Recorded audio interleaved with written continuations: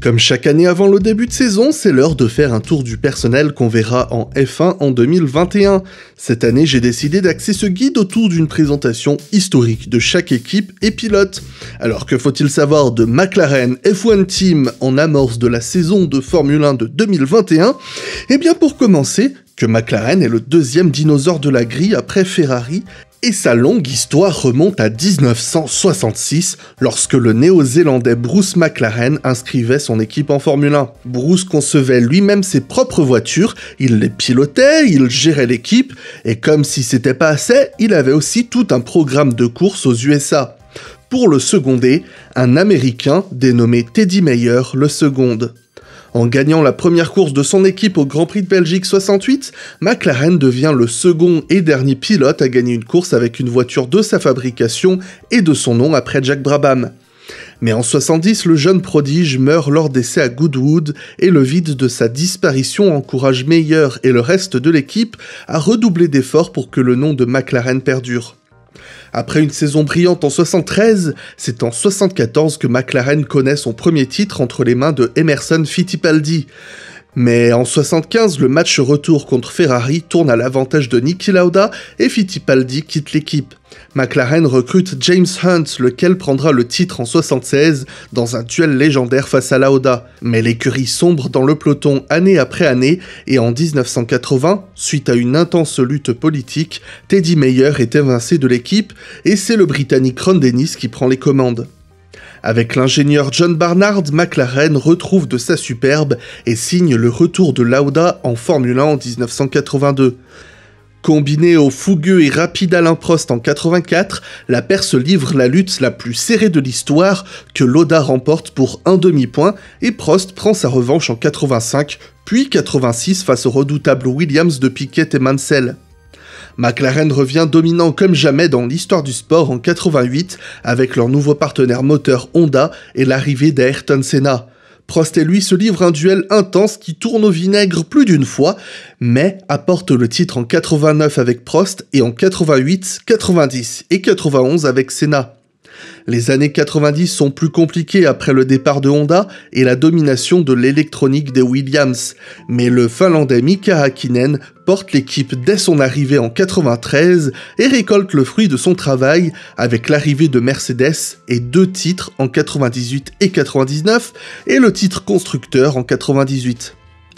Mais Papy Mika fait de vieux os et McLaren gît dans l'ombre de Ferrari pendant les années 2000. Le très jeune et rapide Kimi Räikkönen tient bon dans la lutte au titre en 2003 et 2005 grâce à une monoplace qui arrive parfois à terminer les courses. McLaren revient plus fort à la fin des années 2000 avec le titre de Hamilton en 2008, faisant oublier une année 2007 tellement gâchée qu'on pourrait croire que c'était fait exprès. La fiabilité et la course au développement font trop défaut à McLaren en 2010 et 2012, qui se retrouvent réduits à un simple rôle de vainqueur dominant quand ils ont la chance de terminer les courses. Et 2013 signe le début d'une descente aux enfers, aidée par le retour du partenariat moteur avec Honda en 2015, qui s'avère complètement désastreux. Il faut attendre l'arrivée de Renault et de 2019 pour que l'équipe retrouve régulièrement les points et le podium avant d'enregistrer en 2020 son meilleur classement depuis 2012 avec 2 podiums et la 3e place au championnat. McLaren attire beaucoup l'attention avant ce début de saison et le recrutement de Daniel Ricciardo n'y est pas étranger. Pour beaucoup, Ricciardo est réputé comme un des meilleurs pilotes du plateau et comme étant un vecteur de bonne humeur et de productivité partout où il pose son sourire ravageur. Non, c'est vrai, on peut le dire quoi, parce que bon, je rappelle qu'on se foutait un peu de sa tronche quand il a déboulé avec son appareil dentaire en Formule 1. Daniel Ricciardo faisait ses débuts en monoplace en 2005 et partait en Europe l'année suivante, conscient que sa terre natale ne pourrait lui apporter que peu d'espoir. Ses titres de Formule Renault 2.0 et de F3 britannique lui valent un test pour Red Bull en 2009 et il gagne ainsi sa place dans la filière junior.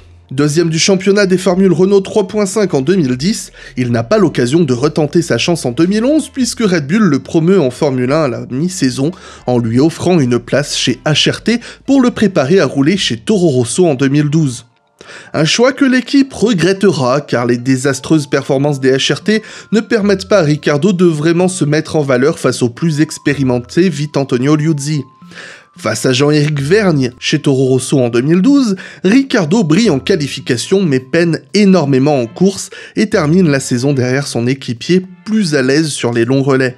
2013 sera déterminant pour le duo suite à l'annonce du départ de Mark Webber de chez Red Bull, puisque ça fait désormais une place à prendre dans le top team. Le duel interne est serré, mais Ricciardo fait preuve de constance et améliore son rythme de course, ce qui lui vaut de gagner la promotion chez Red Bull. Nombreux étaient les inquiets à l'idée de voir le gentil et souriant Australien se confronter à un quadruple champion du monde au sommet de son art, et nombreux étaient les ébahis lorsque Ricciardo se qualifie et termine deuxième en Australie, avant d'être disqualifié sur cause mécanique. Ricciardo est dans le rythme de Vettel toute la saison, et c'est même ce dernier qui semble lui courir derrière. Ceux qui craignaient de voir un gentil pilote rapide mais trop tendre en course sont vite rassurés, puisque Ricciardo prend les 3 seules victoires non Mercedes de la saison, et ce, avec brio, notamment pour ses 2 premières au Canada et en Hongrie où il prend la tête dans les dernières boucles de la course. Avec une équipe Red Bull qui se reconstruit, Ricciardo fait face à l'émergence de Verstappen à partir de 2016. Une lutte intense entre les deux pilotes les pousse à se surpasser et ce qui contribue de voir Ricciardo prendre d'autres victoires magistrales, souvent grâce à des situations rocambolesques et un pilotage incisif, trahissant l'énorme potentiel qui lui valut sa place en Formule 1. Mais convaincu du favoritisme de Red Bull pour le petit Maxou, mis en lumière suite à un crash entre les deux à Bakou en 2018, Danny Ric prend le parti de rejoindre Renault en 2019. Après quelques courses d'adaptation, il revient au sommet de son art et ramène 2 podiums à l'équipe.